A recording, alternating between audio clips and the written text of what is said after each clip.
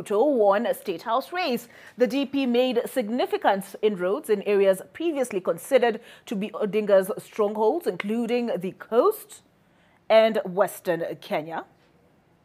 I see a figure down here, 4,541,116 total number of votes Dr. Ruto garnered from the 10 Mount Kenya and 7 Northwest counties.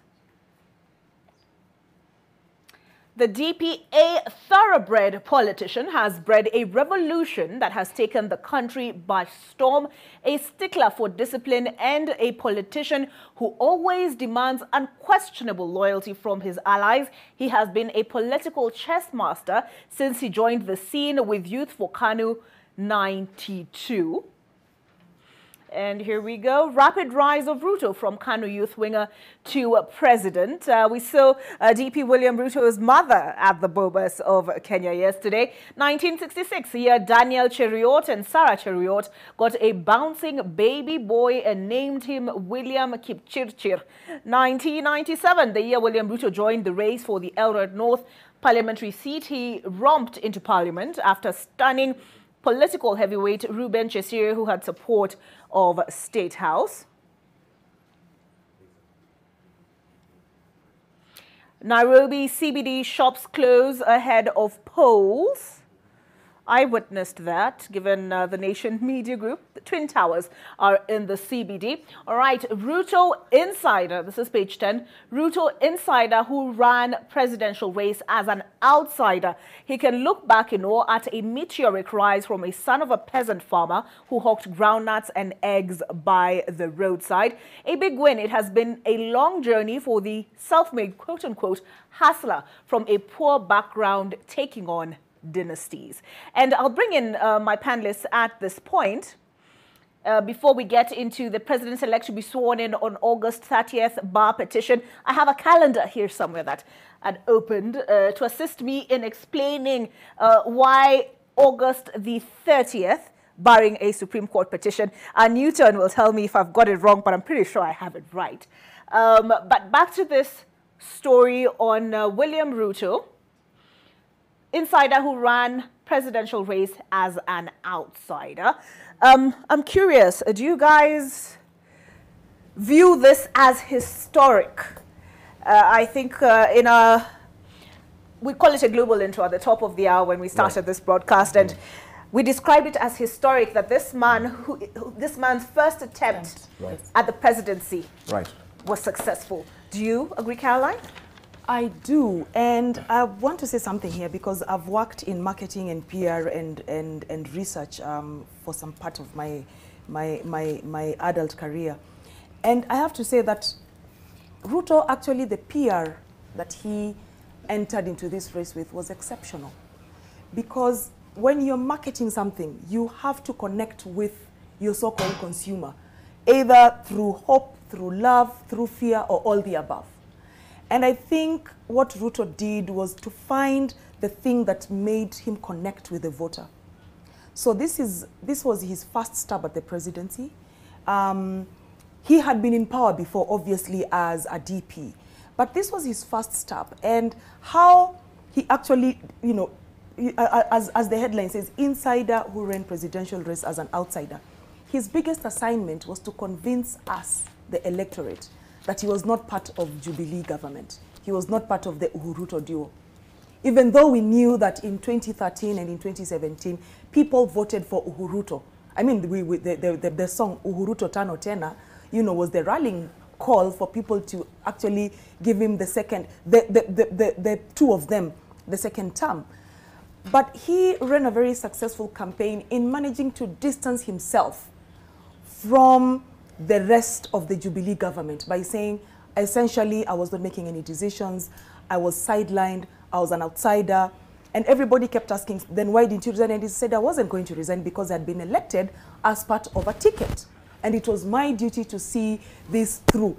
And I think that is where the narrative actually gained a foothold, because everybody said he could have done what he did and abandoned the people that voted for him.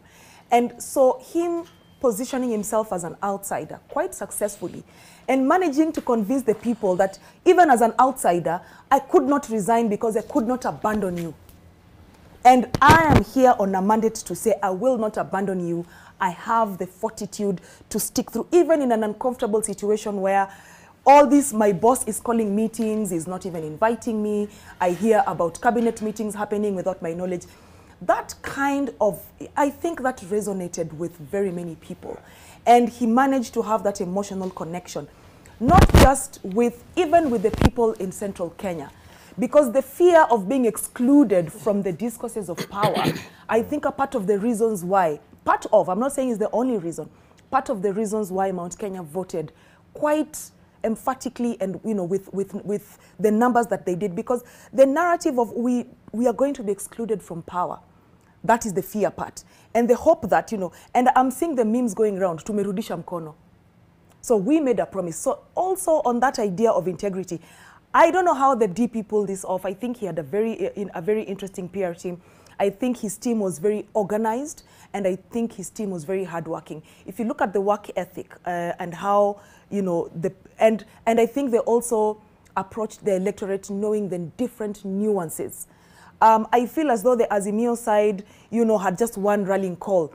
This is Baba the Fifth, and all those kinds of things. But the other side appeared to understand the different nuances, the different layers, the layers of hope, of love, and of fear.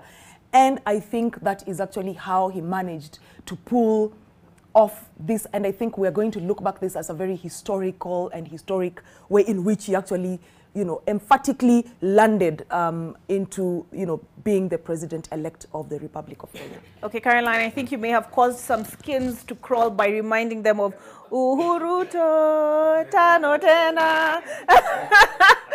Prof. Yes. Actually, starting from Ruto, Tano Tena, it's come to be.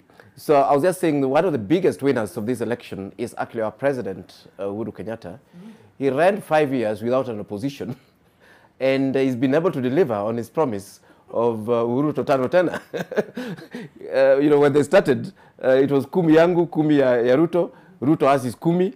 The president has run the country without acrimony through the handshake. So he's one of the luckiest presidents in history that some of his intentions have come to be. And I imagine he'll be telling people that the people told me that we were right in the first instance by saying this man, would actually make a great leader. That's what politicians do. But anyway, I want to make a few quick points about Ruto. And I think he is a politician that, in a way, has not been fully analyzed and fully understood. And I think he somehow used that to his advantage. Of course, it was in broad daylight, but people couldn't see.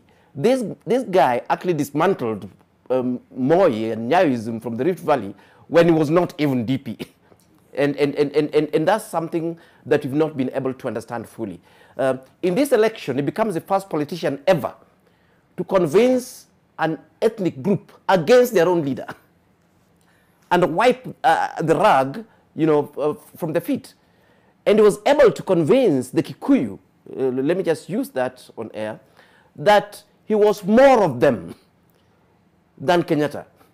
And how did he do that? He did that through the hustler narrative, to say, I am your real relative. Yes. The sitting president and Railas and so on, those guys are dynasties, they're not like you. And he was able to push that very, very successfully. He is actually amongst the very first politicians to be in government and convince the whole country that he's in the opposition.